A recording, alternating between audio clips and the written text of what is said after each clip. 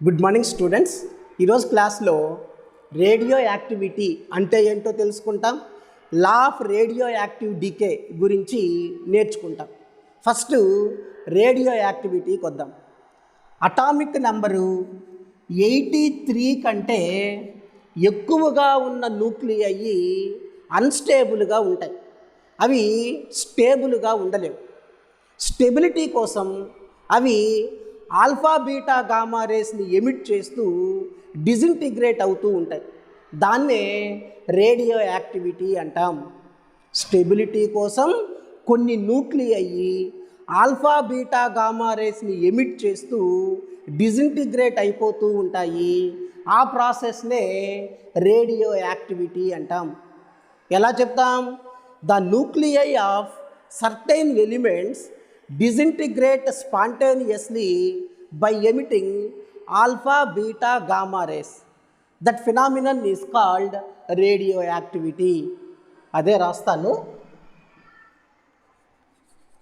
The nuclei of certain elements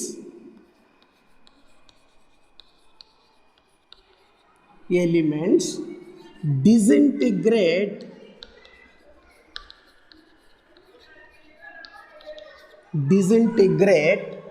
spontaneously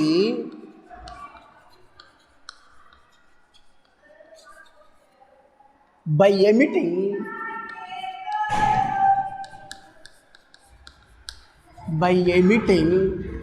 alpha, beta, gamma rays. This phenomenon is called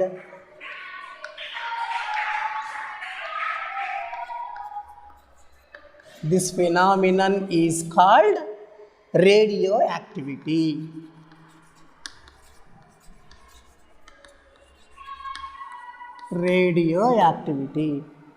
రేడియోయాక్టివిటీని exhibit చేసే సబ్స్టెన్సెస్ని radioactive substances అంటాం, లేదా radioactive sample అంటాం. Okay, ఇప్పుడు మనం law of radioactive decay గురించి discuss చేద్దాం. Law of radioactive DK.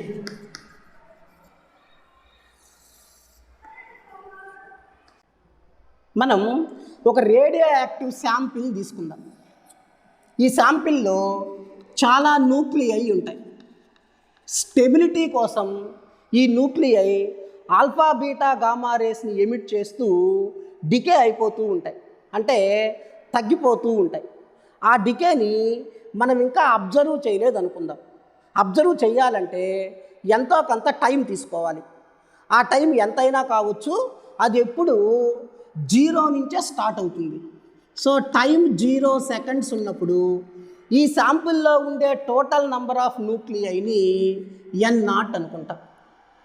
ఇప్పుడు టైం స్టార్ట్ చేసాం, టైం జరుగుతూ ఉంది.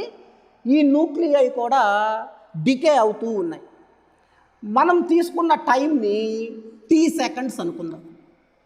ఆ T సెకండ్స్ తరువాత శాంపిల్లో మిగిలి ఉండే నంబర్ ఆఫ్ న్యూక్లియైని N అనుకుంటాం. T సెకండ్స్ అప్పుడు ఆ శాంపిల్లో మిగిలి ఉండే నంబర్ ఆఫ్ న్యూక్లియైని N అనుకుంటాం. కాబట్టి N అంటే ఏంటి? The number of nuclei present at that instant of time. మనం ఏ టైం దగ్గర తీసుకున్నామో ఆ time, at that instant of time, అది N. సో ఇక్కడ న్యూక్లియై డికే అవుతూ ఉన్నాయి. యూనిట్ టైంకి ఎన్ని న్యూక్లియై అయితే డికే అవుతాయో దాన్ని number of nuclei decaying per unit time అంటాం. యూనిట్ టైంకి ఎన్ని న్యూక్లియై అయితే డికే అవుతాయో దాన్ని number of nuclei decaying per unit time అంటాం. అదే రాస్తాను.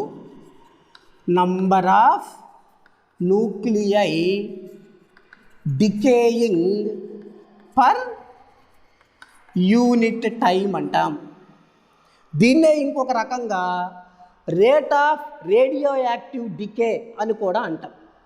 Rate of radioactive decay అని కూడా అంటాం. దాన్ని dN/dtతో రిప్రజెంట్ చేస్తాం.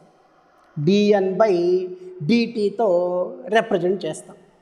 సో ఇప్పుడు law of radioactive decay అంటే యూనిట్ టైంకి ఎన్ని న్యూక్లియై డికే అవుతాయి అనేది ఆ టైంలో ఆ శాంపిల్లో ఉండే నంబర్ ఆఫ్ న్యూక్లియైకి డైరెక్ట్లీ ప్రపోర్షనల్లో ఉంటుంది. Law of radioactive decay అంటే యూనిట్ టైంకి ఎన్ని న్యూక్లియై డికే అవుతాయి అనేది ఆ టైంలో ఆ శాంపిల్లో మిగిలి ఉండే నంబర్ ఆఫ్ న్యూక్లియైకి డైరెక్ట్లీ ప్రపోర్షనల్లో ఉంటుంది అనేదాన్నే law of radioactive decay అంటాం. ఎలా డిఫైన్ చేస్తాం? The rate of radioactive decay, that is the number of nuclei decaying per unit time is directly proportional to the number of nuclei present at that instant of time. అదే ఇక్కడ రాస్తాను. The rate of radioactive decay, that is ఏంటది? The number of nuclei decaying per unit time is directly proportional to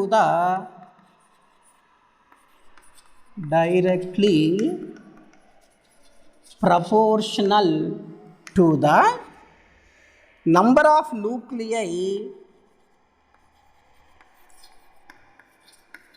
present at that instant of time. దాన్నే మనం law of radioactive decay అంటాం. ఈ rate of radioactive డికేని dN/dtతో represent చేస్తాం. dN/dtతో represent చేస్తాం. ఈ నంబర్ ఆఫ్ న్యూక్లియైని ఎన్తో రిప్రజెంట్ చేస్తాం కాబట్టి ఎన్. ఈ రెండు ఒకదానికొకటి ఎలా ఉంటాయి? డైరెక్ట్లీ ప్రపోర్షనల్లో ఉంటాయి. So dN/dt is proportional to N. అయితే ఇక్కడ నంబర్ ఆఫ్ న్యూక్లియై అనేది డికే అయిపోతూ ఉన్నాయి, డిక్రీజ్ అయిపోతున్నాయి కాబట్టి మనం ఒక మైనస్ కూడా పెట్టుకుంటాం. ఆ మైనస్ దేన్ని రిప్రజెంట్ చేస్తుంది? డిక్రీజ్ ఇన్ నంబర్ ఆఫ్ న్యూక్లియైని రిప్రజెంట్ చేస్తుంది అనమాట.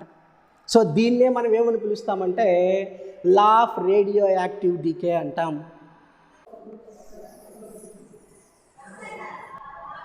ఈ ప్రపోర్షనల్ సింబల్ తీసేసి ఈజ్ ఈక్వల్ టు పెట్టుకోవాలంటే ఒక కాన్స్టాంట్ వేసుకుంటాం. ఆ కాన్స్టాంట్ లాంబ్డా రాసుకోవాలి. So dN/dt is equal to proportional symbol తీసేసి ఈజ్ ఈక్వల్ టు పెట్టుకుంటున్నానంటే ఒక కాన్స్టాంట్ రాసుకోవాలి, దాన్ని లాంబ్డా అని రాసుకుంటాను. ఎన్ ఉంది కాబట్టి ఎన్ కూడా రాస్తున్నాను. ఇక్కడున్న మైనస్ని ఇక్కడ రాసుకుంటాను. ఫర్ అవర్ కన్వీనియన్సు ఇక్కడున్న మైనస్ని అక్కడ రాసుకున్నాను. ఈ లాంబ్డాని డిసింటిగ్రేషన్ కాన్స్టాంట్ అంట. Here lambda is disintegration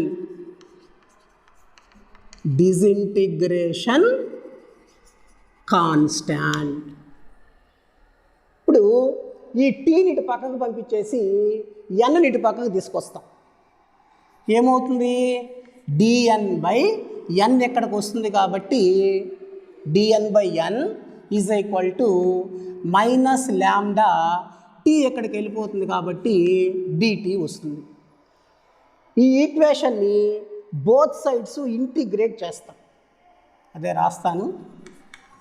integrating the above equation. So దీన్ని ఇంటిగ్రల్ అంటాం. dn/n is equal to minus integral lambda dt. డినామినేటర్లో ఉండేదాన్ని డిఫరెన్షియేట్ చేసినప్పుడు న్యూమరేటర్లో ఉండేది కానీ వస్తే అప్పుడు దానికి integration formula log particular value base e రాసుకుంటాం. ఫర్ ఎగ్జాంపుల్ మనకి ఎలా ఉందనుకోండి, ఇంటిగ్రల్ dx/x అని కానీ ఉంటే దానికి ఆన్సర్ ఏం వేసుకుంటాం, లాగ్ x బేస్ ఈ రాసుకోవాలి. లాగ్ x బేస్ ఈ రాసుకోవాలి. అదే ఇక్కడ కూడా ఉంది. డినామినేటర్లో ఉండేదాన్ని డిఫరెన్షియేట్ చేసినప్పుడు న్యూమరేటర్లో ఉండేది కానీ వస్తే దానికి ఇంటిగ్రేషన్ ఫార్ములా లాగ్ రాసుకుంటాం. ఈ డినామినేటర్లో ఏదైతే ఉంటే అది అక్కడ రాసుకోవాలి, బేస్ ఈ పెడతాం. Is equal to minus lambda అనేది కాన్స్టాంట్ కాబట్టి ఇంటిగ్రేట్ చేయలేం, దాన్ని ఇక్కడ రాసేస్తాను. ఇంటిగ్రల్ dx ఉంటే ఫార్ములా ఏంటి, x వస్తుంది కాబట్టి ఇక్కడ dt ఉంది కాబట్టి t వస్తుంది, ప్లస్ ఒక ఇంటిగ్రేషన్ కాన్స్టాంట్ రాసుకుంటాం. దీన్ని 1 అందాం. ఇప్పుడు ఆ ఇంటిగ్రేషన్ కాన్స్టాంట్ వాల్యూ తెలుసుకోవాలి. ఆ వాల్యూ తెలుసుకోవడం కోసం టైం 0 సెకండ్స్ ఉన్నప్పుడు శాంపిల్లో ఉండే నంబర్ ఆఫ్ న్యూక్లియైని n0 అనుకుంటా. If t is equal to 0 then n is equal to n0. Time 0 seconds ఉన్నప్పుడు శాంపుల్లో ఉన్నటువంటి నంబర్ ఆఫ్ న్యూక్లియైని n0 అనుకుంటాం. ఈ వాల్యూని తీసుకెళ్ళి 1లో సబ్స్టిట్యూట్ చేస్తాం. Substituting above values in 1 substitute చేసామనుకో, లాగ్ n అంటే n0 base E is equal to minus lambda into T. T అంటే 0 కదా, 0తో దేన్ని మల్టిప్లై చేసినా మొత్తం ఏమైపోద్ది 0 ప్లస్ సి. 0కి వాల్యూ ఉండదు కాబట్టి ఇది log n0 base E is equal to C వచ్చేస్తుంది. కాబట్టి సి వాల్యూ ఎంత, లాగ్ n0 బేస్ ఈ. ఈ వాల్యూని తీసుకెళ్ళి 1లో సబ్స్టిట్యూట్ చేస్తాం.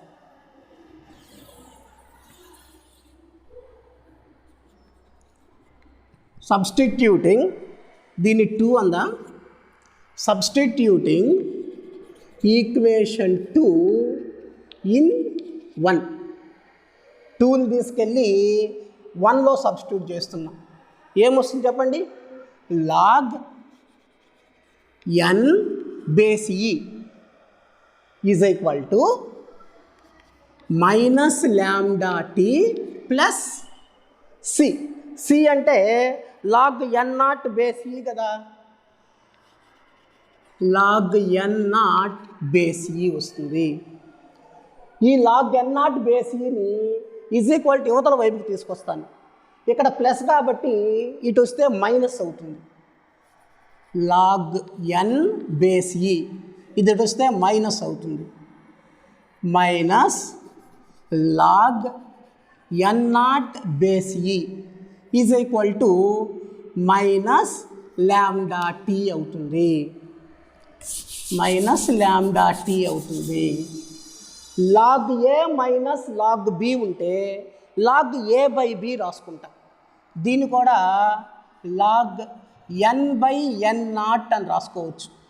Log A minus log B ఉంటే లాగ్ ఏ బై బి రాసుకుంటాం. అలాగే దీన్ని ఎలా రాసుకోవచ్చు, లాగ్ n/n0 బేస్ ఈ రాసేసుకుంటాం. Is equal to minus lambda T వస్తుంది. సో దీన్ని ఇంకా ఎలా రాసుకోవచ్చు, n/n0 ఈజ్ ఈక్వల్ టు